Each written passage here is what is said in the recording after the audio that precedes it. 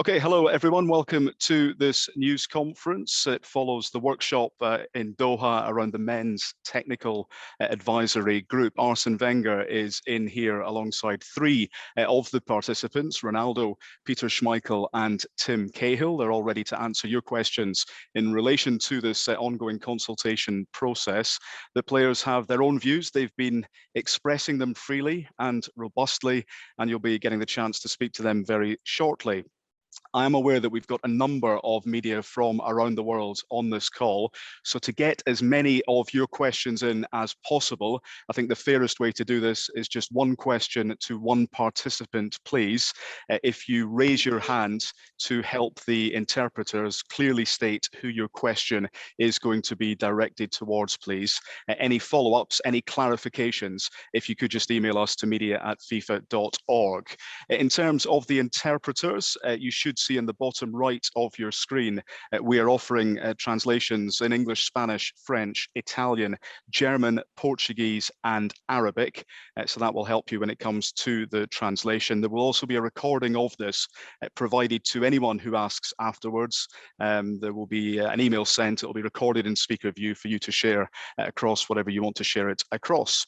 Anyway, that's enough from me. Thank you all for your participation in this. I'm going to hand over now to Arsene Wenger, who is going to begin by summarizing some parts of the presentation that he has been making here. Arsene, over to you. Hello, everybody. Nice to meet you. And of course, we are very happy to present you the football of tomorrow. And knowing that football of tomorrow, when we speak about tomorrow, it's basically 2028, because until 2024, the international match calendar is fixed. 2026, you have the World Cup, and so our decisions that we propose will certainly come in 7 years. You know, the society changes very fast, and we are happy to present you what I have planned. So it is basically our mission is to plan and shape the football of tomorrow and improve the competition of global football.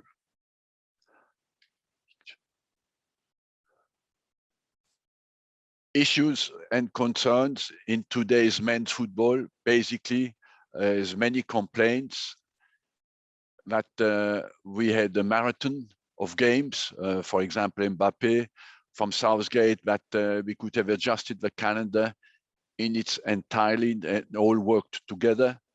But people haven't done that. So, of course, that is one of our main concerns. And as well, in football, we play with too many games, and as well that from FIFPro that we want games of a meaning, and that we want to play at the highest level and not created the quantity, but the quality of matches.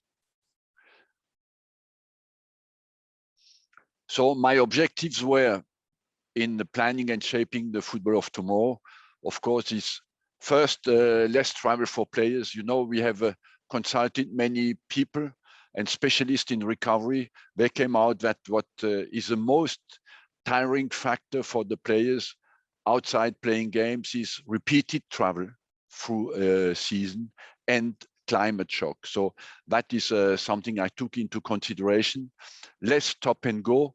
That's for me, I think it's an old-fashioned way today to mix national team game and club games. And it is as well become a very big problem on the sanitary side, of course, but as well on the traveling side, it creates many fatigue. After no increase in number of games, contrary to what has been suggested, we are very conscious of that. Guaranteed rest for players, we'll come back to that. And on the other hand, what is for me the most important is more meaningful games as well. You know, we want to give the fans what the fans demand today is meaningful games, and we want to respond to that expectation. More chances to shine, close the gap, as you know, as well as I know, that at the moment, many confederations have no access to top level games. And as well, they have no chance to close the gap between them and the big confederations who are dominating, like Europe or CONMEBOL. And that's, of course, a mission of FIFA as well, to try to minimize the differences between the confederations. And my baby is give every talent a chance. I believe that I can personally not live well with the idea that I work for football and that a boy who was born somewhere has not the same chance than another guy who was born in a country that is gifted with structured football and talent development. And that's at the moment is not the case. So I think personally that today's calendar is outdated, and the men's international match calendar, current format, is like that. For example, you start the season in July and August. It's September, first stop, first window. The players go, play normally 2 games. At the moment, they play 3, and come back after 10 days. October, second window. November, third window, is every time 10 days stop. And after December, January, February, or you have a winter break in some countries, or of course you play club football. In March, window number 4, with another 10 days away, 10 release days, and 2 games with the national team. April and May, final part of the season. And June, window number 5, with end of season, and in July, a new season starts. What does that mean? Basically, is that you have 20% of national team football and 80% of club football. We want to keep that balance right. We just want to make it in a more efficient way and organize it in a more efficient way. So if you look at the different possibilities that we have, is or the status quo, you know, that will is a possibility. I will not decide that. I personally think it's an outdated one. It's not practical.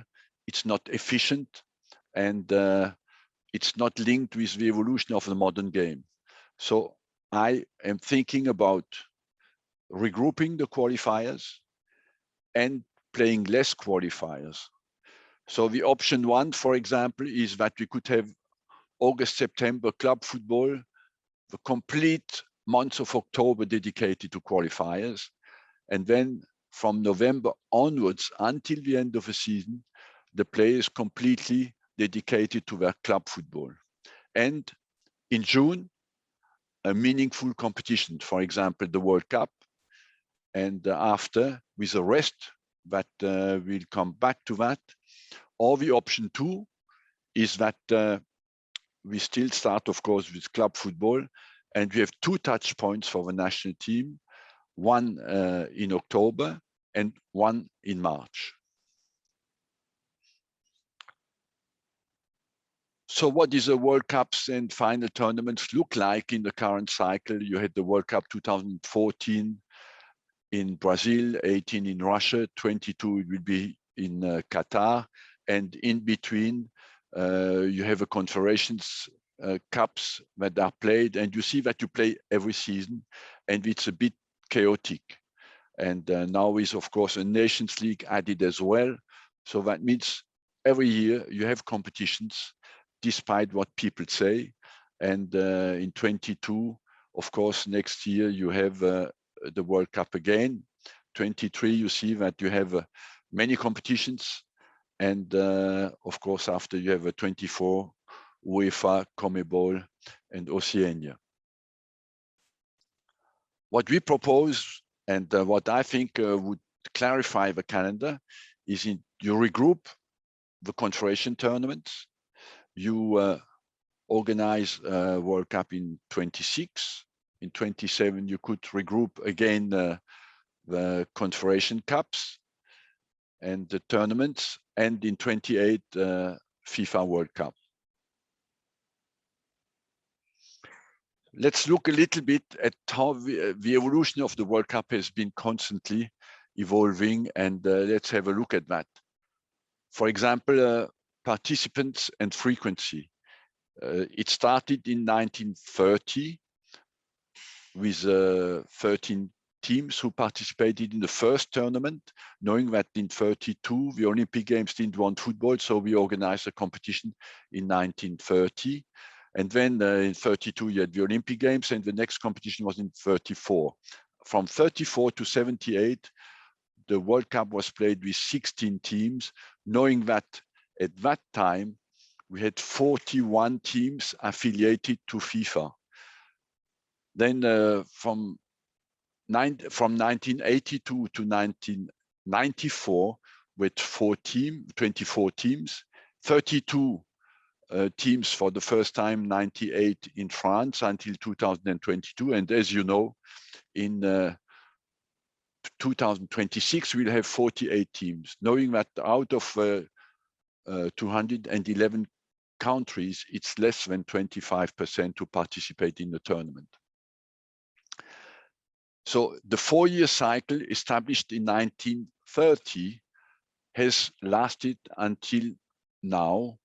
That means 90 years. And the countries who have been at the World Cup since the creation of the World Cup are in the number of 78, knowing that out of 211 countries, as you can calculate, 133 countries have never been at the World Cup.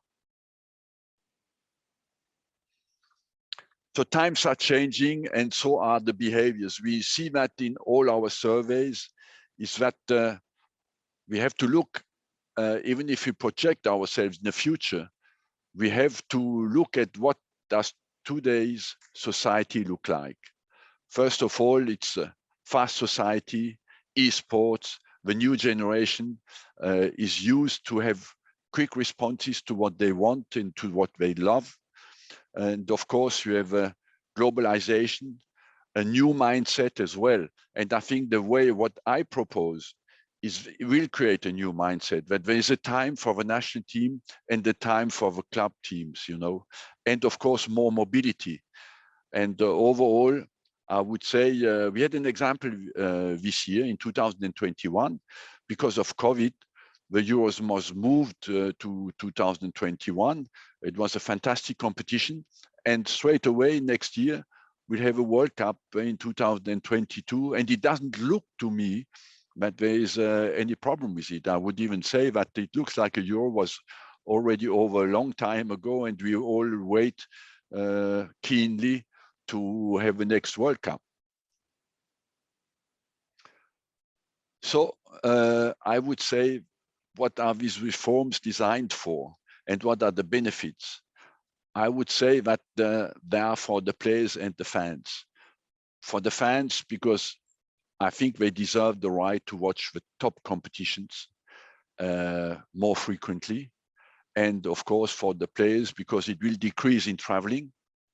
It will create more competitive games and less overall games. And I'm ready to explain that why. What we want as well is a clear and coherent modern calendar. That means I think to respect the fans, we need simplicity, clarity, and meaningful games for them, you know. And that's why we want more opportunities for them to watch top competition matches. That is where you respect the fans. I think that's we do. I don't want to be misunderstood in that. I think it's the quality of a competition that matters the most to me. And after that, of course, is more opportunities to participate and shine at top level competitions. That is for the players. That is, of course, for the countries as well. You know, we are all proud when our national team does well in a top level competition. For the reforms as well, benefits for clubs. You know that I was long enough manager for football club, and I would have loved to have my players for a long period together. And from November to May, I would have loved that, because I believe it was very difficult to manage always the players going out and coming back to know are they injured or not. And the benefits for the leagues and federations is that less overall release days, less stop and go throughout the season, more opportunities to develop. Because I believe as well, when you have more frequent top-level competitions, you can improve your level.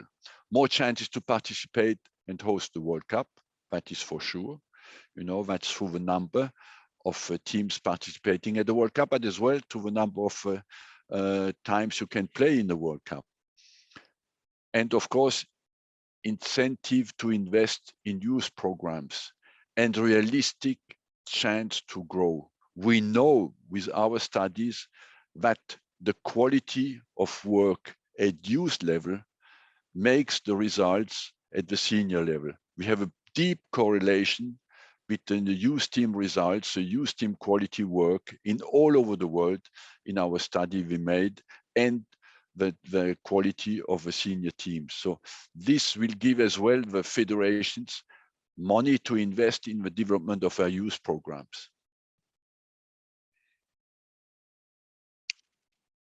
So thank you for your attention. I hope I'm not been too long and open to all questions. And of course, the players or the former players who are with me as well.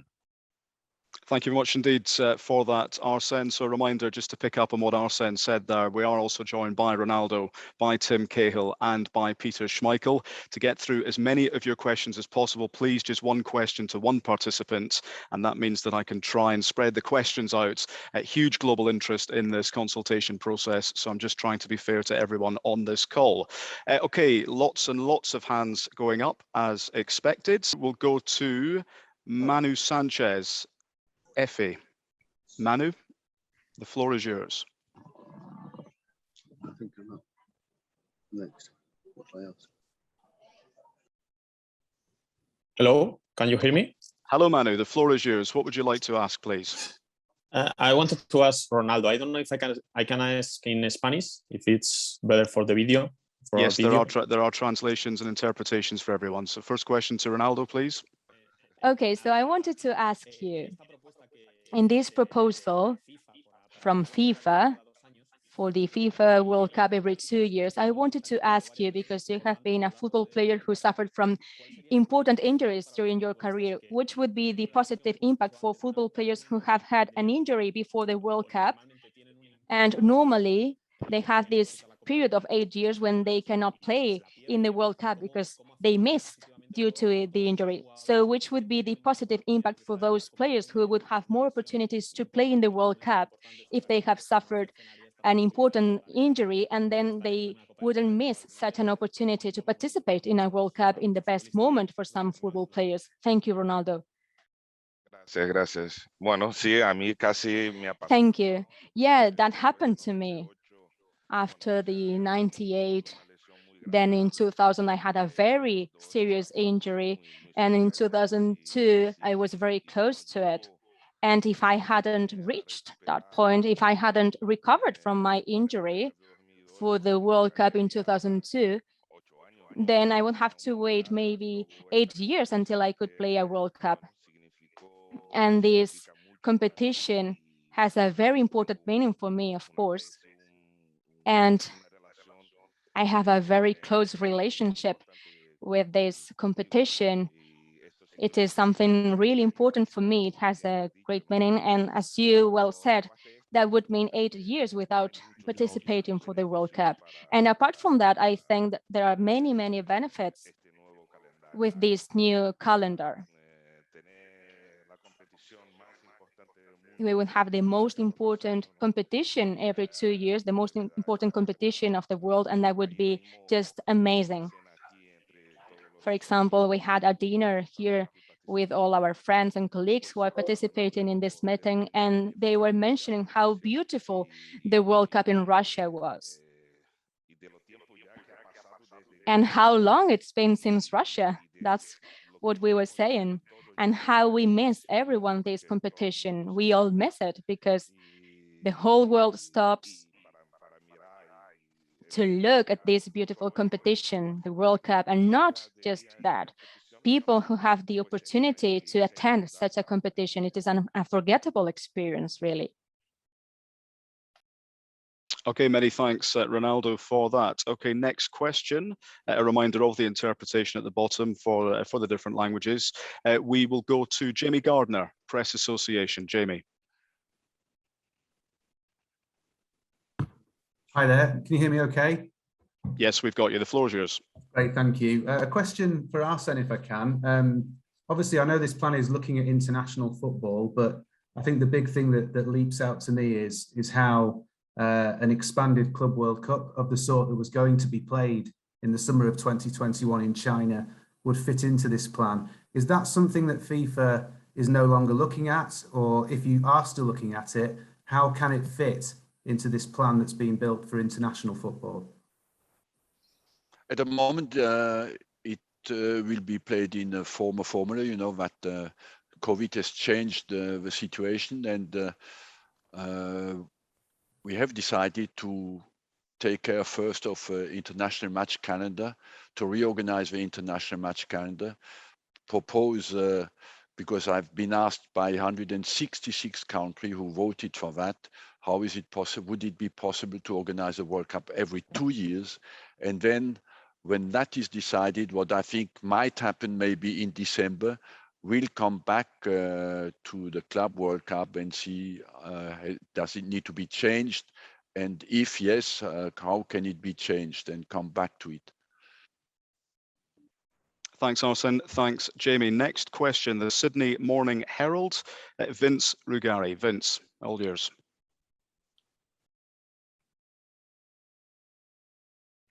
Thanks, mate. This question's for Tim Cahill. Tim, I'd just like to get your take on the proposal. Do you like it? Can you explain why, what the impacts would be in your eyes for Australian football? And what would you say to the many fans in Australia whose first reaction has been actually quite negative to this? Yeah, I think firstly, Vince, it's all about transparency. Being involved in these talks from Switzerland, in-house talks, and now here in Doha, Qatar. I feel now after the presentation with the transparency of what Arsene Wenger, FIFA have put together, thinking about the future, when you have 166 countries asking for the feasibilities, it's really important that everyone can do their due diligence and add some context, which has been added today. Look, I'm Australian. I played in 4 World Cups. I was part of the OFC. Really difficult with traveling, playing in the Premier League. 3 other of those World Cup campaigns were part of Asia. Vince, you know, 4 World Cups and 5 international trips from Premier League back to Australia is really, really difficult. So there's some solutions. Option 1, if you can take into consideration a national team being together for a month, being able to train, be with the fans, play games, prepare properly, qualify. It takes Australia 3 years to qualify for a World Cup, whereas in Europe, it takes 1 year.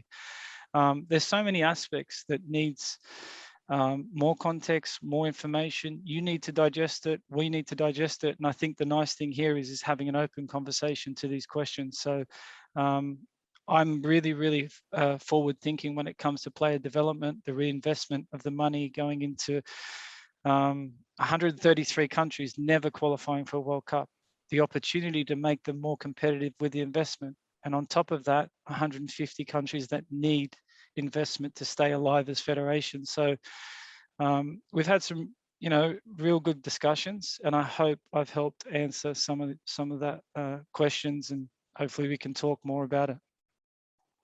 Thanks, Tim. Thanks, Vince. Next question over to the Botswana Gazette and Gerald Malunga Bongani. The floor is yours.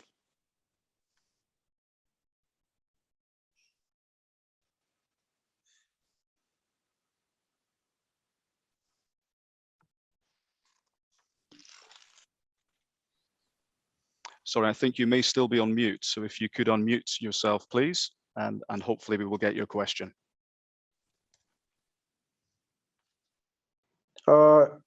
Okay. My question is directed to Arsene Wenger. Yes. Yes. Hello? Yes.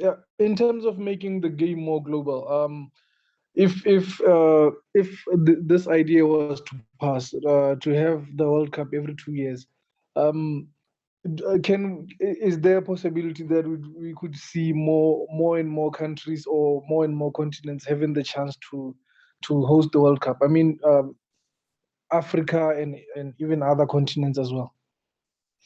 Of course, I believe that you know that the fact, first of all, that we moved to 48 countries will give to countries like Africa, who are at the moment, if you analyze well the situation, Africa has 5 places in the World Cup, and with a new formula of 48, we will move to 9.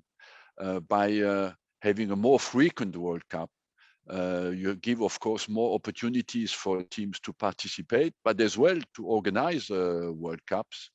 And that's one of the positive sides of my program. Thank you for that, Arsene. Next question, Simon Evans, Reuters. Hi, question for Arsene. You've been doing this consultation, talking to a lot of people. It's been out there in the media and so on. I'm sure you've been getting a lot of feedback. At this stage, with a decision due on this in December, how confident are you that this will actually become reality, and what feedback have you had? How would you say, percentage-wise, the response has been? Well, I consulted many people, and I would say that part of my program is as well to involve people who have played football at the top level, people who manage football at the top level or have managed football at the top level, and players who still play now, of course, at the top level. And overall, I think I have got a very positive response, but this decision is a democratic decision and will be made certainly by the 211 countries who are affiliated to FIFA. I think that we continue to consult people, and that's an ongoing process that will happen until December. After that, it's down to all the federations to decide what will happen. Thank you, Simon. Next question over to Portugal now, Lusa, and it's Tiago Mendes. Tiago, the floor is yours. Hi, can you hear me? Yes. My question is for Ronaldo. I would like to ask him in Portuguese, if you may. No problem at all. Yeah. He might understand Portuguese. Olá, tudo bem? Tudo bem, Ronaldo? How are you doing? Very good. Can you hear me? Yes, I can hear you perfectly. So my question is along the lines of Manuel Sanchez's question. So Ronaldo was a world champion back in 2002, a little bit after the injury that he sustained. So I believe that was a very important moment for you, as it was for any other world champion. So I just want to know from you, in terms of shortening this deadline from 4 years to 2 years, what do you think in terms of the competition that can affect, the dispute for this title? How can the meaning change? What is your take on that issue? Well, I am very optimistic about the changes. I have no reservations, and I have no doubts that the World Cup is going to continue to be the most prestigious event in the planet.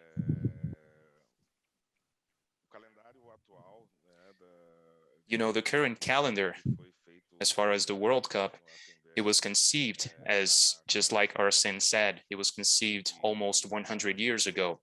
And so the world completely changed since then. And the speed in which information travels, and the new generations that are coming down the pike, all of that absolutely influences us, and it makes us think about how to change this format. And all of that is thought of and conceived really to improve the quality and to enhance the spectacle for the fans. Obviously, we also think about the well-deserved rest that the athletes should have, and you consider the current calendar. I mean, it's quite grueling, especially for the players that, you know, the ones that are active in different continents other than their country of origin. And when they have a FIFA schedule, they have to do a lot of traveling. There's a lot of kilometers that have to be traveled, and they have to come back and service their own clubs. So I think this is really a magnificent solution to make sure that, you know, when I look at it, when you consider it from a 360 point of view, I see a situation where I think this really favors the national championships. I think we have a very nice window, a unique window for tournaments and for qualifiers for the World Championship. So that is going to make sure that the players are not going to have multiple windows throughout the year for the championship, which is going to reduce the number of kilometers that have to be traveled.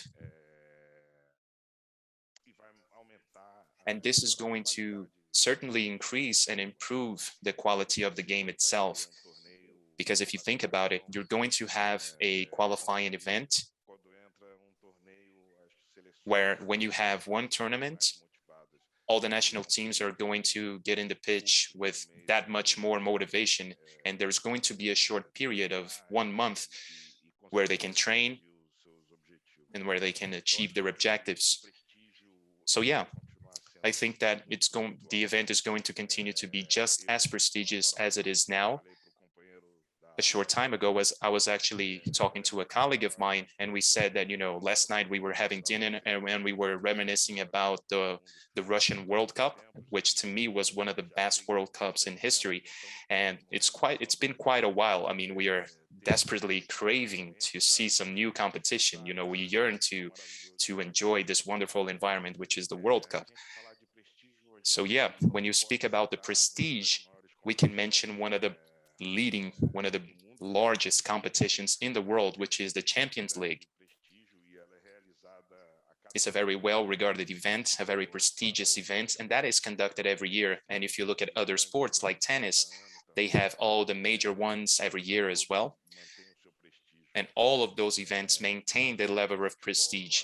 And when it comes to football, I think it's, you know, it's about time that we should think about renovating and improving this model to bring more and more emotion to the fans, and of course to improve the conditions to the athletes. And I am positively sure that this is going to be a great change for everyone involved in football. Thanks for that, Ronaldo. A lot of similar questions coming in, particularly from the European-based media, to Peter Schmeichel. So Peter, if you could just summarise how you feel the talks have gone here in Doha and your overall thoughts on what Arsene Wenger's vision is for the future of the men's game. Yeah, thank you very much. I'm very, very positive about the prospect of having a World Cup every 2 years. I come from a small country, 5 million people. And you know, we haven't got any guarantees of qualifying in a tough environment in Europe for the World Cups that at the moment are every 4 years. I played for my national team for 14 years, but only managed to qualify for 1 World Cup. And I would certainly jump at the chance of having the opportunity to qualify every 2 years. And I have to say, you know, watching World Cups like the one in Italy and especially the one in the USA in 1994, having lost qualification in the last game, it was a really, really long wait for an ambitious player like me to have the next opportunity. So there's no doubt in my mind that you know, having a World Cup every 2 years is a very, very good idea. And also I agree with Ronaldo and what Tim just said there with how the calendar in many ways it's a little bit outdated. Me myself, I have personal experiences of coming back from a World Cup where I was directly into maybe the two most important games that we had to play that season, qualifying for the Champions League, and I had no break. And I think one of the more important or most important propositions in what Arsene has created here is that mandatory 25-day break that hopefully will be written into the rules that you will get as a football player, because that's a problem. If you are a successful player, you play, to the very later stages of the Champions League, you play, for the championship in your country, and then you also go to the World Cup or the European Championships or the African Cup, Nations Cup, or any of the other big tournaments. You play an awful lot of games, and if you don't get any rest, then of course you will burn out at some point. So I think taking that into consideration as well is very, very important. And of course, one of the things we've seen in the discussions that we've had here is there is some not disagreement, but we're not all aligned in terms of how that calendar should look, how many blocks of national games we should have, 1 or 2. But I like the 2 options that there are now. At least it's something that will move the game forward. So I'm very positive about it.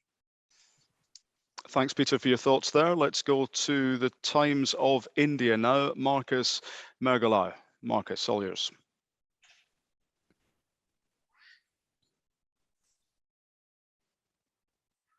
Can you hear me? Yes, we've got you. If you could just please say who you want the question to be answered by. Thank you. I have a question for Mr. Arsene Wenger.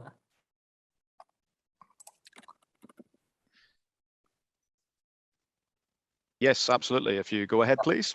Thank you. Earlier there was a mention about the players playing too many matches. Some players like Mbappe complaining about burnout as well. So what is the ideal number of matches that a professional footballer should play every season? If you play more, there are complaints or fears about burnout. And if you play less, like in India, where the top league has only 11 teams and 20 matches, it's too less. So what would be an ideal number? There is no ideal number, because we are not all equal in front of recovery and of physical potential. I feel that is left today. The science is very advanced inside the clubs, and when the players get the first signs of fatigue, the doctors alert the manager today that these players need a rest. And I think there's a massive turnover now in all the clubs, because the scientists are there to protect the players. And that is, I think, very well done. What the big players want, and I must say I've been long enough in the job to know that the big players want to play big games. And every football player in the world dreams to play in the top competitions, And what I told you at the start as well is we know by the studies that we have available and we can make available to the press is that repeated traveling and climate difference, the climate shocks are more detrimental than the number of games played. And that's what we want absolutely to reduce. We have available for you the number of kilometers the players make in the current cycle and the number of kilometers a guy would fly in my proposed cycle. So that is divided at least by 2 for the players outside Europe, and that would help a lot for the players to recover. And we will not increase the number of games. We might even reduce it, even by the current cycle, because we reduce the qualifiers and we regroup the number of the qualifiers. Thank you, Arsene. We're going to hope technically challenged as it was at the start. If we can go back to Tariq Panja, New York Times. Tariq, floor is yours. Unmute. Can you hear me? Yes, we can all hear you, Tariq. If you just say who you want to ask the question to. Thank you. Hi, just want to ask, Arsene, we've had 3 players here, so to all of you really, that level of discussion, you had 80 odd people on this coach and player task force this week in Doha. Did anyone dissent at all? And who was that? And does anyone not want a 2-year World Cup? Thank you. I would leave the first answer to the players or the former players. They still play because they played last night as well. So maybe Tim, you could start. Yes, I think it's a good question. I think the main thing about this is coming together to have a discussion. I think an example was Ali Al-Habsi, 19 years trying to qualify for a World Cup. He was telling his story soon before. Peter was talking about something that would suit him and the elements of how it would be for him personally. And listening to each other's stories and understanding also the emotion about which country we play for, the federations, how it affects our countries. A lot of us were starting to think holistically and not just personally. And it's not about always being on the same page. To be in a room, we have to contest each other. We have to question. And I think that's been the most productive thing about these discussions, because to get to the end result, what it needs is the right context, the right messaging, and us asking the questions that the public want to know. And my one is always about player development. I'm now Chief Sports Officer here in Qatar for Aspire Academy, looking to help kids follow their dreams and to make sure that I can implement structure into the future. Now, FIFA are playing a massive role in this and planning many years ahead to 23, 26, in how money's being reinvested into the structure, the technical programs, coaching programs. So I think Peter, Ronaldo can add some more, but the discussions have been, really enjoyable at the same time. Not everyone has to get on, because to get to the end result, you need to question each other and try and find a happy medium that suits everyone. Peter? Yeah, I don't think anyone disagreed on the frequency of the World Cup. So every 2 years, I think everyone was on board with that. I think the discussions was more on how the calendar should be formed, the number of games, the rest periods, and I think there was a lot of debate about that. There's a lot of debate about, and that continued after we actually finished here, about how youth development and the increased revenue for this, we can call it the additional World Cup in the 4-year cycle, which is not double up, but it's still a lot of money. How that is going to be invested, and there were many suggestions, and one of them, of course, is how you develop players in areas of the world where player development is difficult and challenged. So I think we've had a lot of positive talk about football and football's future in general, but on the World Cup every 2 years, I think we all were in agreement. Thank you, Peter. Thank you, Tim. Ronaldo, did you want to add anything to that or not? Oh yeah, I think it's we all agree with the new proposal of calendar, about the new opportunity for new countries have a chance to fight for qualification every 2 years is amazing, and of course, if you ask Messi or Cristiano Ronaldo if they love to have more opportunities to win the World Cup, I'm sure they will say yes. Thanks, Ronaldo. Thanks, Tarek, for your question. Let's go to ESPN Mexico now, and Omar Flores. Omar, the floor is yours. Hola, ¿qué tal? Buenas tardes. Muchas gracias por la pregunta. Hello, thank you very much for giving me the floor. Arsene Wenger, I have a question for you. I would like to know what is the posture from Mexico and the national teams that need the friendly matches. For example, Mexico is going to the USA for matches. To whom is that question? The question is for Arsene Wenger. Arsene Wenger. You are concerned about the friendly matches. Am I right? No, pregunto cuál fue la postura de México. I would like to know which is the vision from Mexico with the idea of playing a World Cup every 2 years, because Mexico is based, its economy is based on the friendly matches with the USA. So the question, Arsene, relates to the importance of this on Mexico and their value in friendlies. What impact will your vision, your plans have on this? You know, I've been guided by mainly reducing the number of competitions to keep it only top-level competitions, to give fans clarity, simplicity, and of course, the Mexican Federation, on what I know, is in favor of my proposal. So they have more chances to play a World Cup, Mexico. And I don't know, they're qualifying always, and they are not far now from getting even further than the last 16. So I think they will have more opportunities to play in final tournaments and improve as well, like every other team. Thank you, Arsene. Next question, Associated Press, Rob Harris.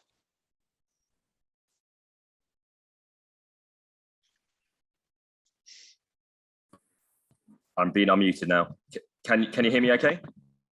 Yes, hi Rob, we've got you. Who would you like to direct your question towards? Hi Arsene, just a couple of things. First of all, what's particularly noticeable is why are we having this call on having World Cups more often rather than FIFA ever holding any similar study or call on the issue that's more pressing to footballers, that's racism. We've not heard anything new for years as racism persists online and in stadiums. And on the plan itself, what are the things to you that are still imperfect about this? What are the pitfalls that you've assessed with this biennial World Cup? Because surely everything can't be perfect and you must still have concerns about the implementation of how a biennial World Cup would work. Thanks. Look, I've been guided, Rob, by two things. You know me well enough to know that I'm absolutely did fight my whole life against racism, and I will continue to do that. And overall, I believe that the logistics and how it can be organized is not my specialty. I will leave that to people who can do that in my place. I've just been guided by creating a program that makes football better, in my opinion, and I have no hesitation to say, yes, I'm convinced of that. And after that, all the logistics, how it can be organized, it will be down to other people. Thank you for that question, Rob. And we can pick up again after this call on the work that FIFA is doing in terms of anti-discrimination. Next question, Senegal, please. Fatou Ndoye. Fatou, the floor is yours.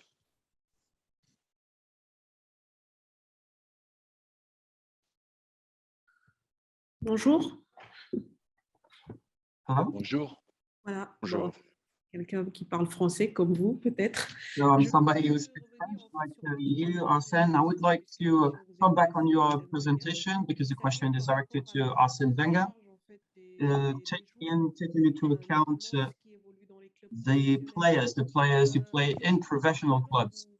So the dialogue, the discussions, you talked about the 200 countries that are really important in this new proposal. But how much will you exchange with the professional clubs regarding this project? Look, I tried to create a calendar that is clear, simple, easy to understand, and that is modern. That means a better separation between club football and federation. And by respecting this 80-20% of balance, I believe if I was inside the club, I would sign with two hands for that program, because it will give me time to have the players at disposal, get their focus on what is important for the club. And overall, I would say the better separation between club and national team football would improve the quality of a concentration on both sides. Thank you, Arsene. Conscious of time. So next question from Marca. Jose Felix Diaz, please. The floor is yours.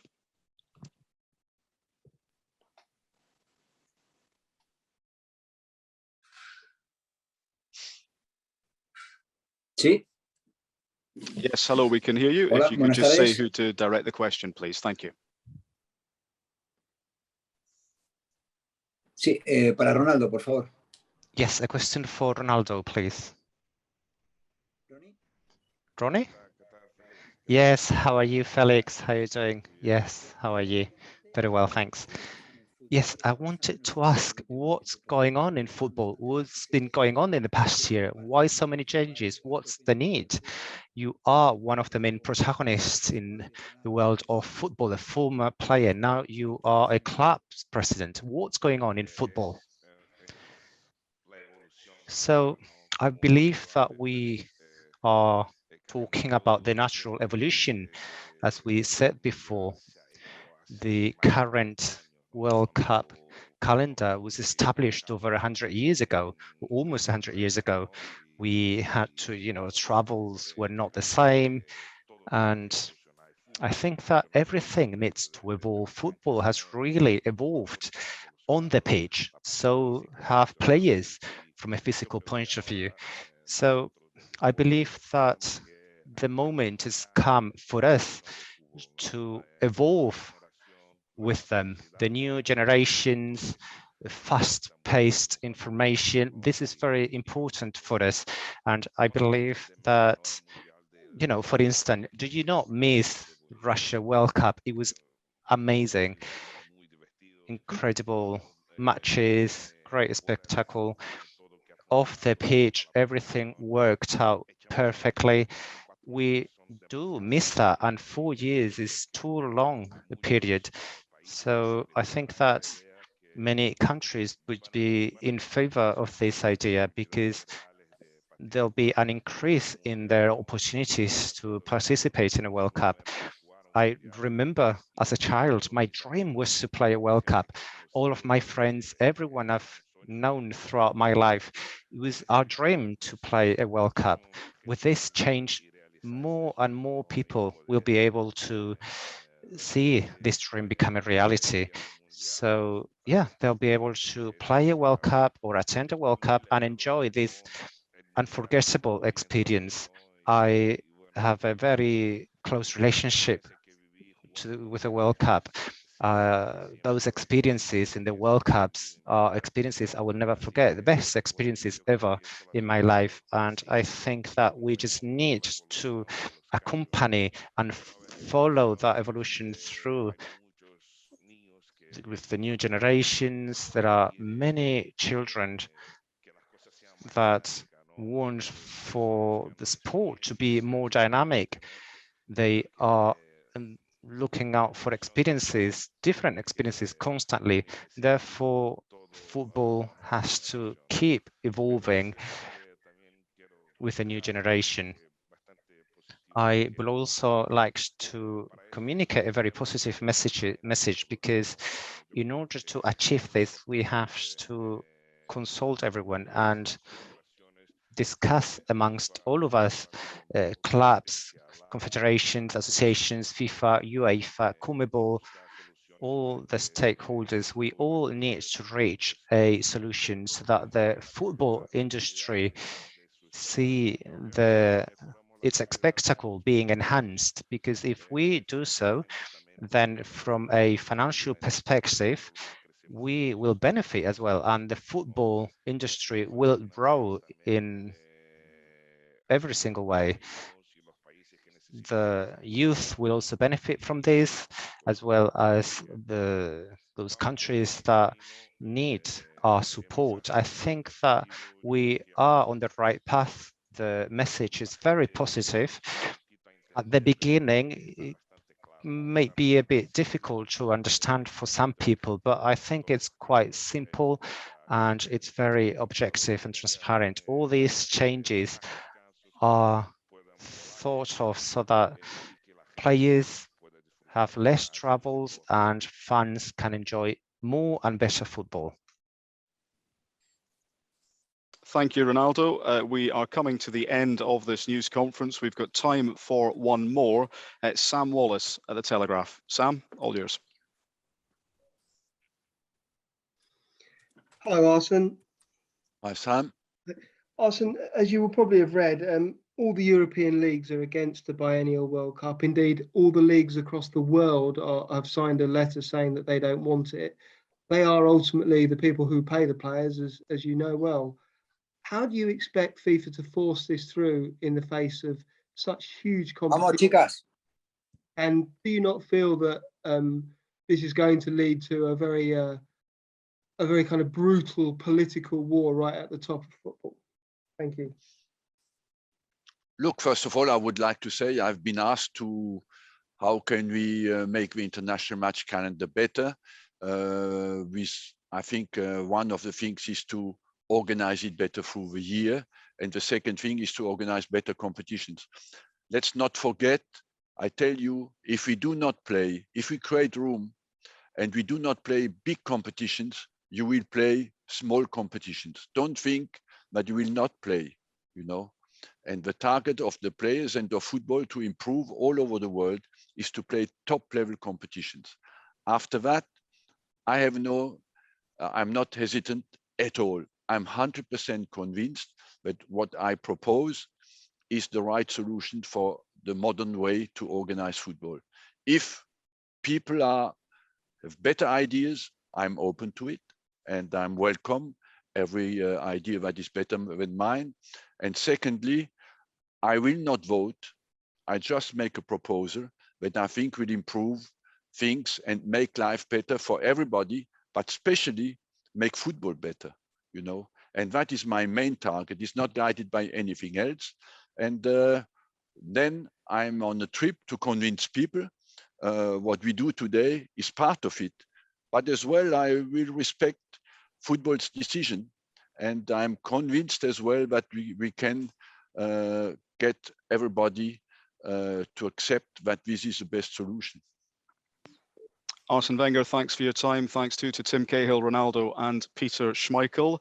That's it from this news conference. A recording will be available on request. So if you want it, just email in to media@fifa.org. Likewise, if you've got any follow-ups or clarifications. If you need more information too, there's going to be a new section on the future of football consultation on FIFA.com, where it's looking at the consultation, it's looking at the health of players, and it's looking at the calendar. Thank you everyone for your time here this afternoon, this evening, this morning, wherever you are in the world, and most importantly, stay safe. Thanks everyone.